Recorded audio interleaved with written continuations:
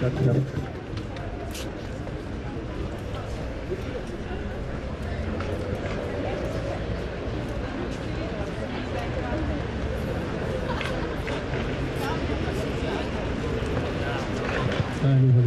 allô.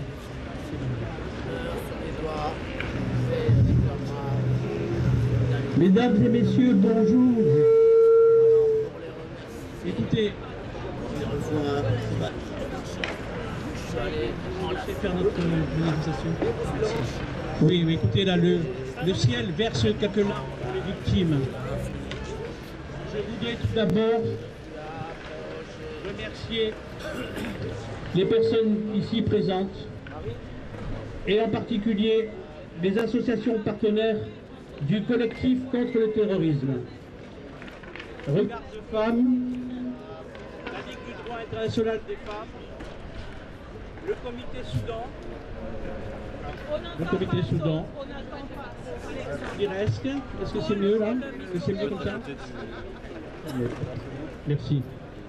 Donc je répète, les associations partenaires du collectif contre le terrorisme, Regard de femmes, la Ligue du droit international des femmes, le comité Soudan, l'IRESC, ainsi que d'autres associations qui se sont joints à notre rassemblement, les associations 13, 11, 15, Fraternité Vérité, représentée par M. François Mondeguerre, 17 Plus Jamais, l'Observatoire de la laïcité de Saint-Denis, le Congrès mondial à Merzic, Libre Marianne, les Vigilants, et nous le compléterons par l'intermédiaire de notre secrétaire général du MPCT qui est à l'origine de ce rassemblement, le mouvement pour la paix et contre le terrorisme. Ce dimanche 7 janvier 2018, soit 3 ans après le lâche et barbare attentat par les terroristes islamistes contre des journalistes de Charlie Hebdo, qui a fait 12 morts et 11 blessés avec des vies à reconstruire.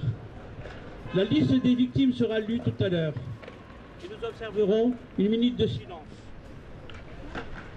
Ce rassemblement en hommage également aux victimes du 7 au 9 janvier 2015, dont le policier Ahmed Menabé du boulevard Richard Lenoir.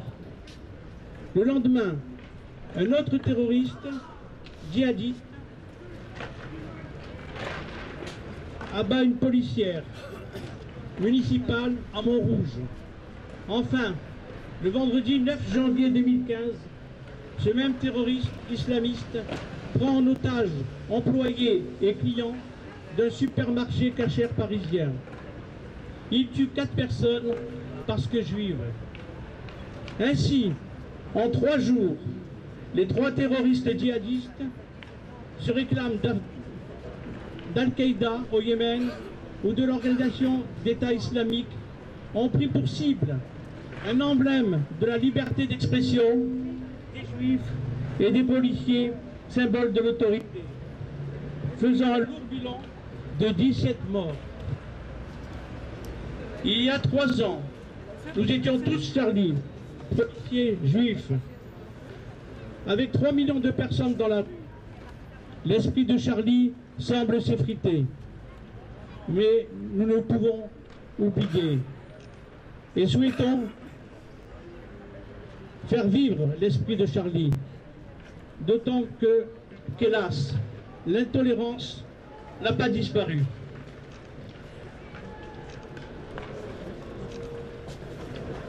Il serait souhaitable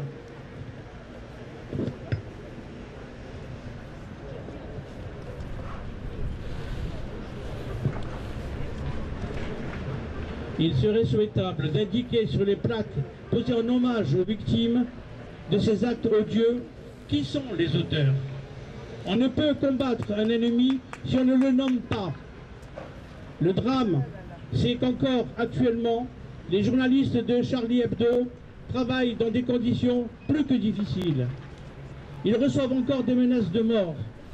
Ils poursuivent leur tâche avec un courage, considérant depuis le 7 janvier 2015 vivre dans une boîte de conserve, un bunker, du fait des mesures de sécurité qui coûtent au journal 1 500 000 € par an. Nous sommes en France, le pays des droits de l'homme.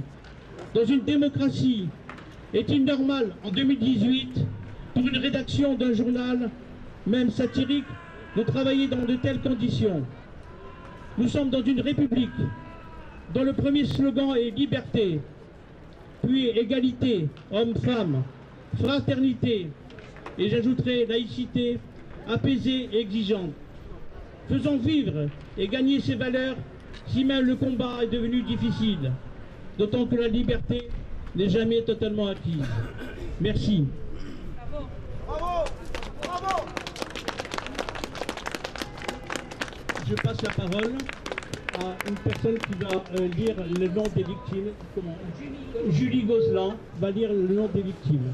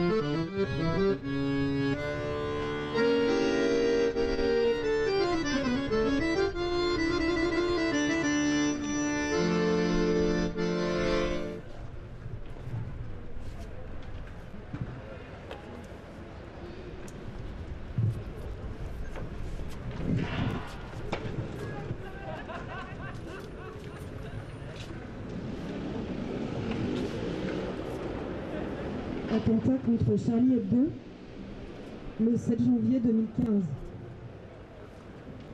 Frédéric Boisseau. Franck Brin-Solaro. Cabu. Elsa Kayat. Charbe. Honoré. Bernard Maris. Ahmed Merabé. Mustapha Ourab. Michel Renaud. Tinius. Georges Wolinski.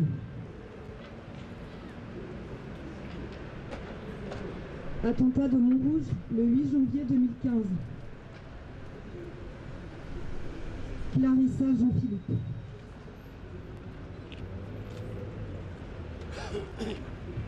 Prise d'otage du magasin hypercachère de la Porte de Vincennes le 9 janvier 2015. Philippe Braham. Johan Cohen. Yoav Attab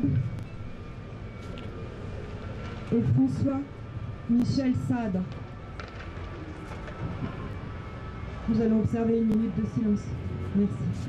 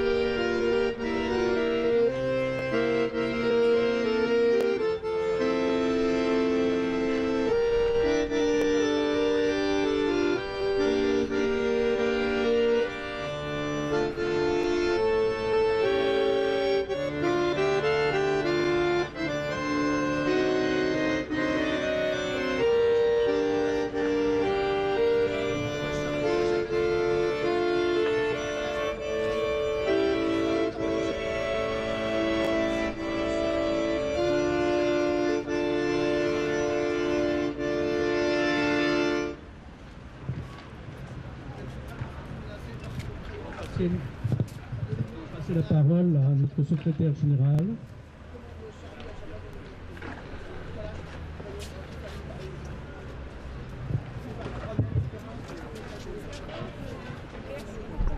C'est bon. Merci à toutes et à tous d'être présents malgré des éléments peu propices. Merci d'être là. Avant en fait de vous dire quelques mots, je vais passer la parole à Monsieur Mondeguer, le représentant d'une des associations de victimes créées après les attentats du 13 novembre, Monsieur Jean-François Mondeguer, qui nous fait l'amitié d'être là. Et je le dis parce que nous respectons infiniment la douleur des victimes. Nous respectons leur droit à se recueillir en silence comme ils l'ont fait ce matin lors des commémorations officielles en présence des plus hautes autorités de l'État. Nous, notre rassemblement, c'est un rassemblement citoyen, un hommage et un message de résistance au terrorisme, de solidarité avec Charlie Hebdo. Donc, Jean-François Mondeguer, merci infiniment d'être présent.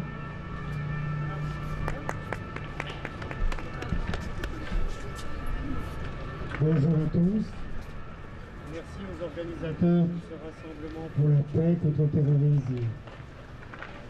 Janvier 2015, janvier 2018, 3 années ponctuées d'attentats terroristes qui ont touché une multitude de pays.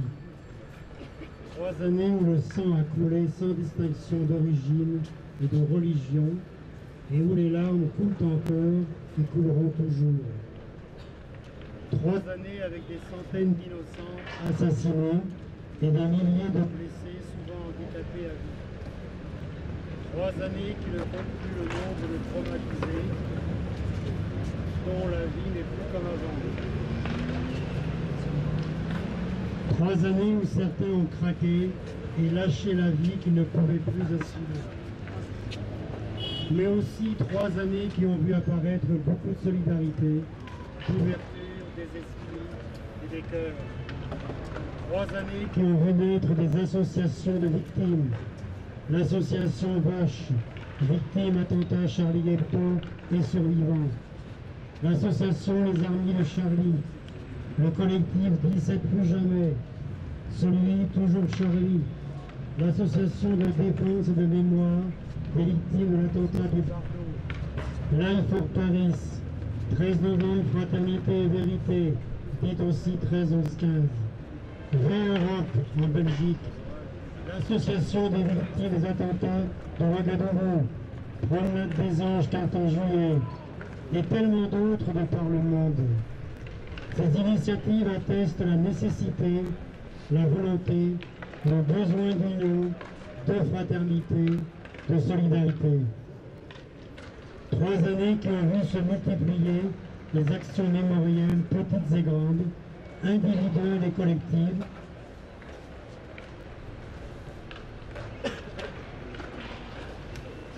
sans compter parfois les rassemblements parfois spontanés comme il y en a eu à l'Hypercacher ou récemment encore devant le Bataclan à la mémoire d'un rescapé qui s'est suicidé. 3 années qui ne font pas oublier les victimes des attentats avant 2015, bien sûr. Je suis l'un des administrateurs de 13-11-15, une association de victimes pour les victimes, indépendante de tout mouvement politique ou religieux, présente quand elle le peut aux manifestations organisées contre le terrorisme et qui contribue à toute réflexion et action s'inscrivant dans la lutte contre le terrorisme et pour la recherche de la vérité. Aujourd'hui, 7 janvier, je traduis au nom de 13-11-15 l'expression de notre émotion et de notre solidarité vis-à-vis des victimes des attentats de janvier 2015, vis-à-vis de la défense de la liberté d'expression, du refus de la haine et de toute forme de discrimination. Les mercredis 7, jeudi 8 et vendredi 9 janvier 2015, où la terreur nous sidérait, j'étais loin personnellement d'imaginer que 10 mois plus tard, en novembre de la même année, ma fille de 30 ans, Lamia,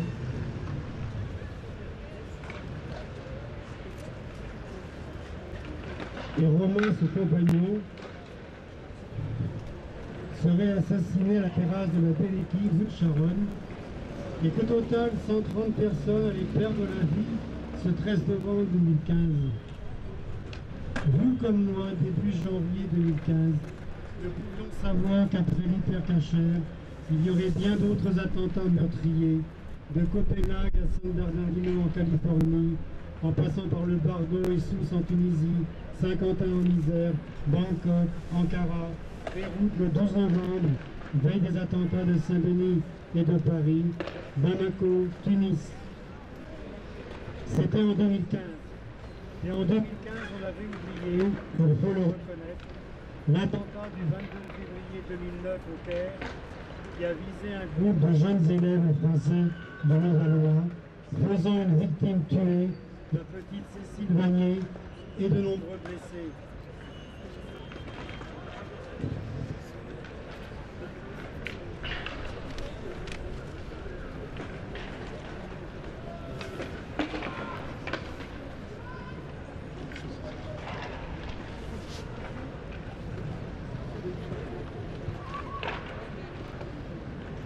Trois années qui ont vu se multiplier des actions mémorielles, petites et grandes, individuelles et collectives, sans compter les rassemblements.